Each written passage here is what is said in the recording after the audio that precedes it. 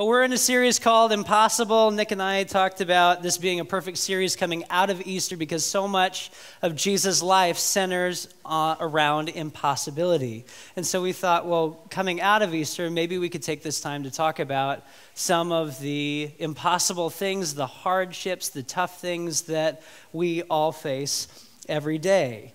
The stuff we face, if you will, okay? Perhaps you're married or you're raising kids or you're single, you're looking for companionship, you're getting older and you don't know what to do with that. Maybe you're battling an illness or you're trying to quit drinking or you hate your job or you're struggling financially, you've lost a loved one. If I was to ask for a raise of hands, given that list, I think everyone here would lift their hand. And I just completely broke my number one rule of communication, which is before you go deep and talk about hard things, throw out a couple jokes. So I've failed you completely. I'll be better next week, I promise. But we'll just go deep right away, all right? So to get started, I'm going to make a couple of commitments to you on this topic. Number one, I'm not going to give you a canned answer for why you're going through what you're going through. I'm not going to tell you just need to push through, because that's not even a biblical idea, though sometimes we hear those things. Oh, God has a plan. That doesn't help me where I am right now. May be true, doesn't help me where I am right now, okay? It doesn't help me that God has a plan when my son decides to projectile vomit all over his room. Does not help, okay? We'll get to it in a moment, why saying, hey, just buck up isn't the right thing to say, okay? Number two, I'm not going to assume that I know where you're at, that I know what you're going through. Though I've had my own pain, my own hardship, and my own difficulty, my pain is not your pain, okay? Pretending to know what you're going through is not going to be helpful for you, all right? So you've got my word there. And the last thing, I will do my very best to give you something that you can use today, that you can use now. Whatever you're facing, wherever you are in your life, that's my goal. I would also like for you to make a few commitments as we talk about this topic. Number one, own your own stuff. And I've got to be really careful not to say the word that I really want to say right there. There are some nice things about just having the word director in my title instead of pastor. I can get close to the line just a little bit. So own your own stuff, all right? That's what I'm calling going through it right now. The only way you're going to get something out of this sermon is if you own it. And I understand that there are many places in this life that require you to hide it, but here is not one of them.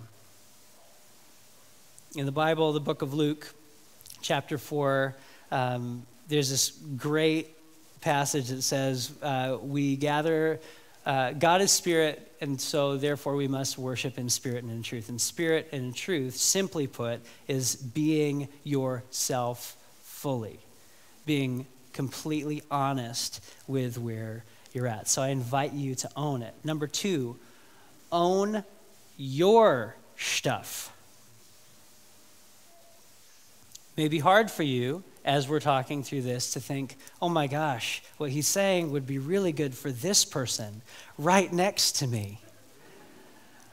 But I'm not talking to your neighbor today, I'm talking to you, okay? So be fully yourself, be here, only own your own stuff, all right?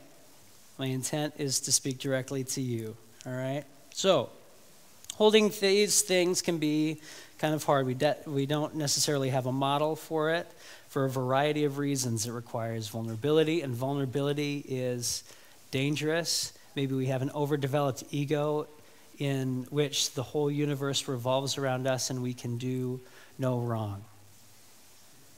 Yet we still feel an ache. Maybe we blame our pain on other people whose fault it is not. Maybe we've been told our pain is our fault. And if we look at it, we're automatically filled with shame and self-loathing. Wherever you're at, I just invite you to hold it if you can, okay? So if I say, are you going through it? Something may come to mind, whether you're just trying to raise kids, or you're battling cancer, or you're going to lose your house. Maybe you have a hard time being patient with someone that's close to you, okay? That's going through it. We're going to talk about that today. The Bible has a lot to say about challenges. In fact, the Bible is chock full of challenges because it is a book about human beings trying to make sense of what they're experiencing in life. The whole thing, thousands of years of humans asking the same questions that you are asking right now. And if you have a hard time reading the Bible, maybe approach it from that angle, that the people in this book, the people in these stories are asking the same questions that we are now. What does it mean to be human? What does it mean to experience God? How do I make sense of these incredible joys that I've experienced? And how do I make sense of the stuff that just stinks? I'll read you a few passages. Romans 6. Paul asks, should we continue to sin in order that grace may abound? Okay, so there's this new life. I've got a lot of grace. Can I just continue doing whatever I want? That's a question that maybe you've asked yourself before. He continues and says, how can we who died to sin go on living in it? Okay, so I've made this choice to be a better person, to be a Christian and be on this path to follow Jesus Christ. Why do I keep getting drug into the same things that I struggle with day to day to day? You ever asked that question before? David says, when I look at the heavens, at the works of your hands, O God, the moon and the stars that you've established, what are human beings that you are mindful of them, mortals that you care for them? In the massive nature of creation and humanity, do I matter? That's a valid question for right now. David continues in Psalm 22, which is right before Psalm 23. I don't think you're stupid. I just had this realization. Psalm 23, if you didn't even grow up in church, you might have heard it. The Lord is my shepherd, I shall not want. He makes me lie down in green pastures. He leads me beside quiet waters. He restores my soul. Yea, though I walk through the valley of the shadow of death, I fear no evil. Okay, that, right? Like just super calm, like the most chill passage in all the Bible, right? Right before that, Psalm 22, he's saying, my God, why have you forsaken me? Right before that, okay, so Psalm 23 is kind of his highlight reel, if you will. Psalm 22 is where he is really at, okay? It kind of makes Psalm 23 even more beautiful. Like, oh my gosh, if you're in this dark season of the soul and you're penning then Psalm 23, the Lord is my shepherd, I shall not want. My God, why have you forgotten me? 1,000 years later, someone echoes those exact words that David wrote down. You know who it was? Jesus, the man himself. He'd been hanging on the cross. He'd been crucified, hanging there for around 6 hours, as the story goes. He opens his mouth and he says, my God, why have you abandoned me? It's like the second to the last thing he said before he died. The last thing Jesus does before he dies is express trauma, loneliness, brokenness of the soul. It's as if he's saying, it's okay for you to be in this spot. It's not okay. It's not all right. It's not good. But this is part of the whole experience. If you're here this morning and you've ever felt like you need to have it all together to be a Christian person, to never have doubt, to never have questions. Jesus right here is saying it's okay to doubt and have questions and not have it all together and even feel like you've been completely forgotten by God. It's okay. You might have heard some theological argument for why Jesus didn't really mean it, that he was certain everything was going to be all right and he just wanted to make us feel better. So he inserted that little line to make it look like desperation. Nope, it doesn't hold up. You see, doubt isn't the opposite of faith. Certainty is. Think about it. If you're certain of everything, why do you need faith? Faith implies that there's a question to be answered. There's a situation that we don't have a clear take on, that we don't know the outcome of, we've been hurt, and we don't know where to put it. What does it look like to move through this? Is it possible to move through these things and come out on the other side better, or just bitter? And so in these final moments that we have together, I just want to talk about that. I want to unpack what I believe to be a biblically informed ethic for experiencing the hard parts of life. That's a fancy way of saying how to get through the stuff. So I would love for you to have a life that was punctuated by crazy, awesome miracles where you had no needs or wants. And truthfully, that would just be great. I don't know how the people who know you well would be able to handle that, but your life would just be awesome. I've had moments in my life that were truly provisional. Right place, right time, exactly what my family and I needed, but there's no avoiding trauma, stress, disruption, and change. They are key elements of what it means to be human and live in this world. And as best we can try to fend off these things, we will experience them. But, and here's the thing that I want to say this morning. Trauma, stress, disruption, and change will always have an invitation within them. That invitation is to grow. This is an invitation that within doubt, grief, pain, heartache, we can say yes to. We can say yes to grow and expand, unfold, and transcend.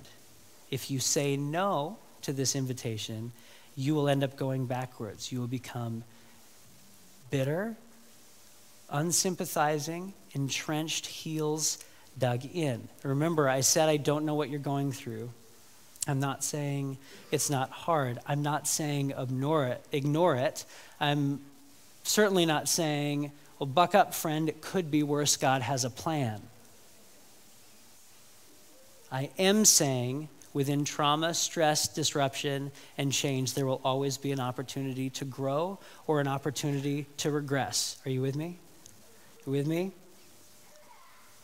And I think we all know this to be true. A person, loses a spouse or gets fired or they lose their home. And you care about them, you do the best things that you can for them. But a lot of the journey is their own. And so we sit back, we hope, and we pray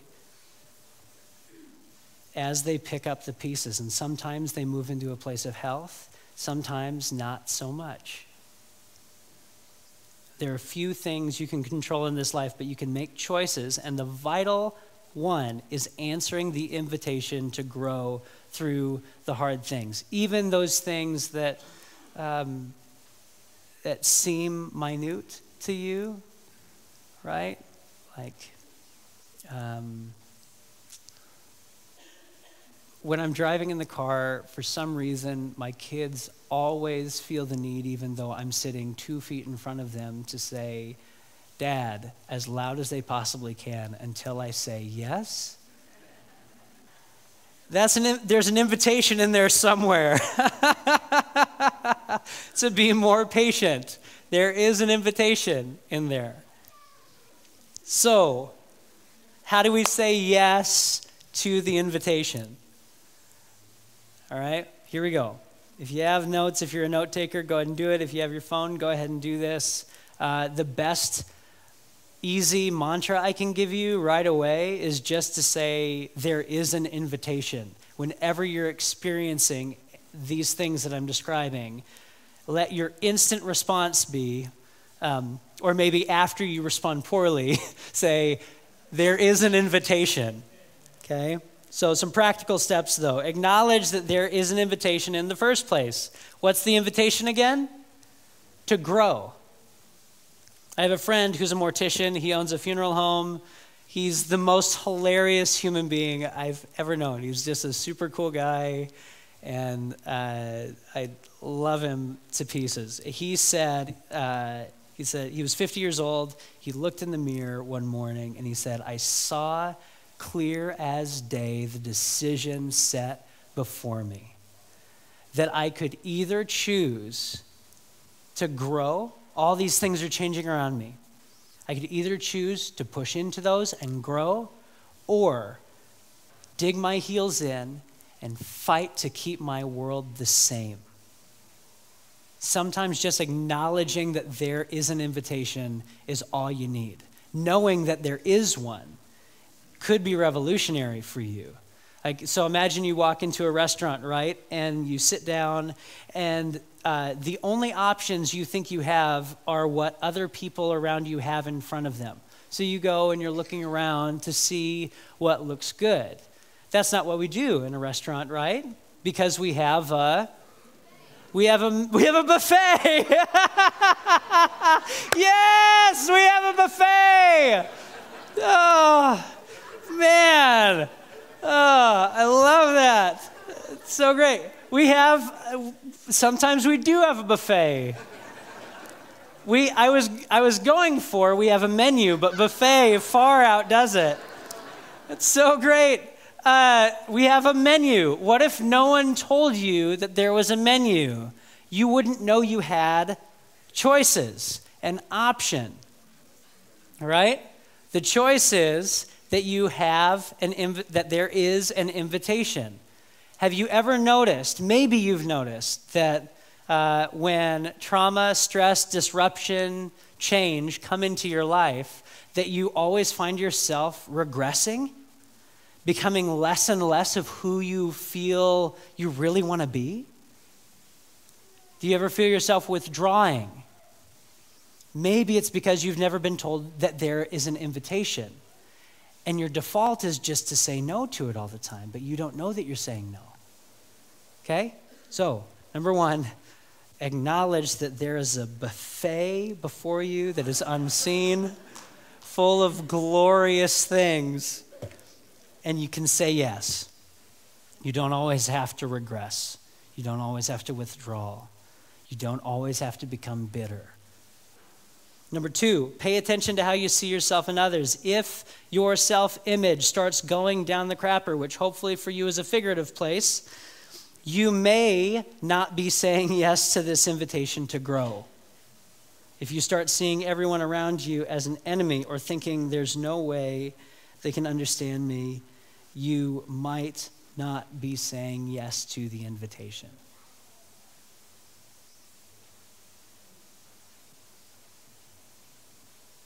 They don't understand me. You might not be saying yes. Everyone is against me. You might be taking on a victim mentality. Maybe. I've done it before, okay?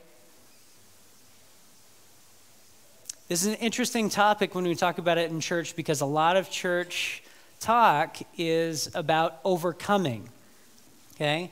But even Paul says, you are more than overcomers. What does that imply? That there's more to do than just to overcome. That sometimes there are other things to do than just to overcome. Like maybe say yes to an invitation while you're going through it, and there's nothing to do except go through it.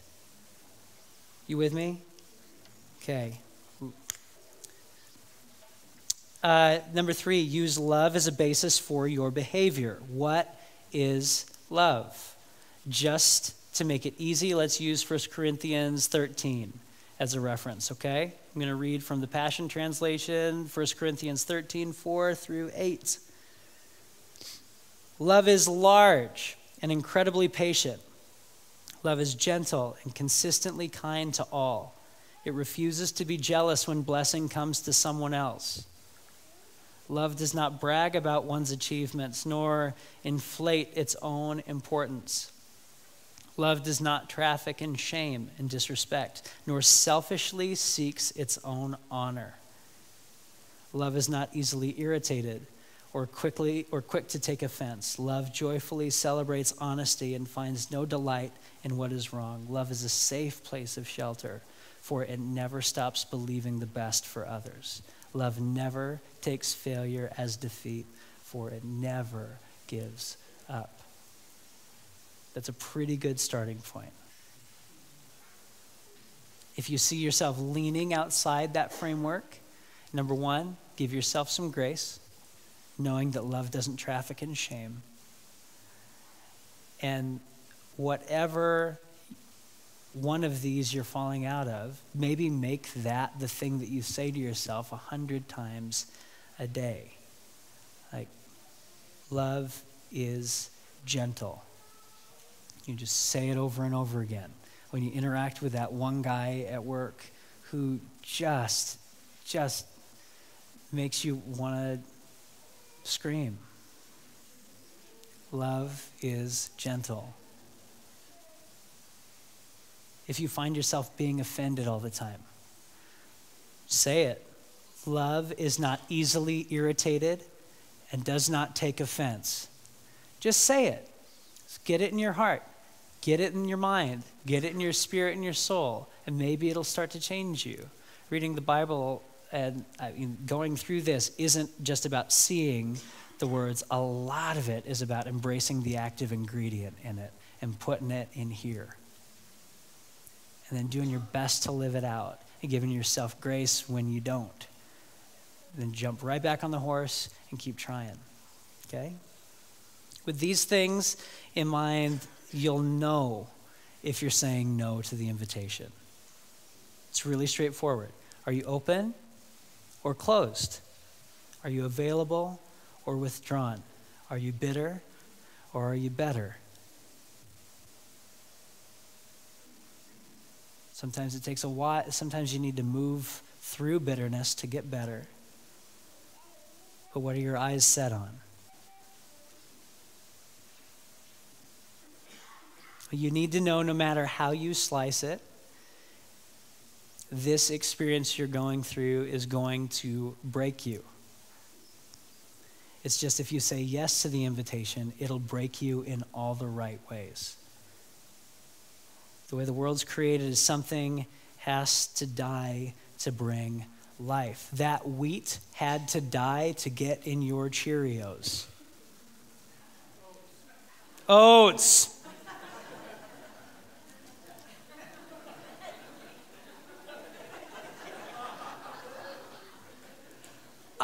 If we could have this sort of interaction every week, that'd be great. I love it. Those oats needed to die to get in your Cheerios. That pig needed to die to give you bacon so that you could have superhuman energy, which all bacon giveth us, saith the Lord. Hallelujah. I wouldn't embrace that preaching style ever unless it was in a church that talked solely about bacon. Then I would I'd like have the white hanky waving, whole deal. Something has to be broken to make way for new life. And just as those things are in the world, so are we. Something needs to be broken in order for a new thing to grow. When I first met the lady that would become my wife, it was 19 years ago. We met way too young. I liked her, she liked me, and then we got to know each other. And then she noticed I didn't really know how to have fun. No joke. I was much more mature at 15 than I am now. I promise you. So we were walking by this park, and there's a swing set, and she just runs out to it and is like gonna play on the swing set like a little child, right? Like the slide and the swings and the teeter-totter and the whole deal. She's like, come on, Joel, come on. And I'm like, I won't be seen doing that. I will not be seen playing like a child on this infant swing set. I will not do it. So she looks at me and she says these words. She says, if you're going to hang with me, you're going to have to learn to have fun. Disruption. So I learned to have fun and tell jokes and not take things too seriously. And sometimes I don't take anything seriously, but I'm better for it. A big, serious, stuffy part of me had to die, had to be broken in order for something better to grow. It's the way the world works. It took me going through a serious depression to be able to look people who are depressed in the eye and not just think they're really sad. It took losing my mom to realize that I was prioritizing work and my accomplishments over my wife and my kids. I wish I could have learned that lesson some other way. I do. I didn't, though. To see that family is maybe the most valuable thing I have. And it's hard for sure. I can look around and I feel lucky to know the stories of many of you. And I feel lucky to see so many new faces that I don't know your story. The best words of encouragement that I can give is that there is an invitation. There will continue to be an invitation. Daily, multiple times, it doesn't stop. The big trauma, yes. The overwhelming stress, yes. The loud disruptions, yes. Even the little changes, yes. Assume that it's another invitation asking you to grow. God didn't put that in your life. God's not responsible for your trauma. It doesn't mean you're not going through it. And it doesn't mean that there's not growing through it too.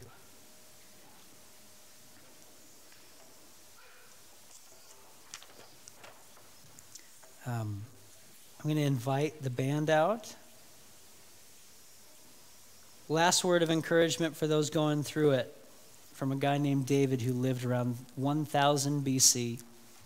He was an unknown shepherd boy who became a king of the most powerful nation in the world at the time, who's this incredible example of someone who said yes to the invitation, but many times said no as well.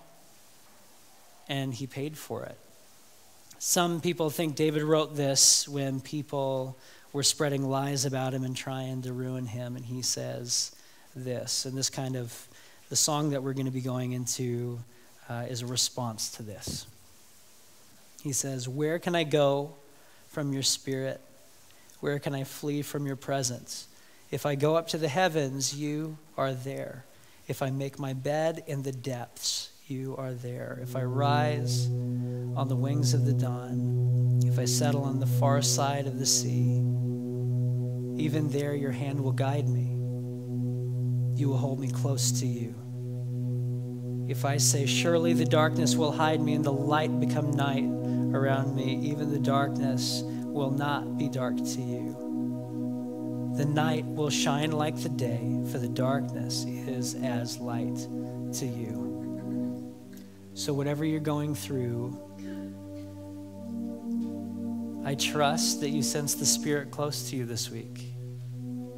No matter where you are, no matter what you're going through, and whatever you experience this week, that you're able to say yes to that invitation to grow. Amen.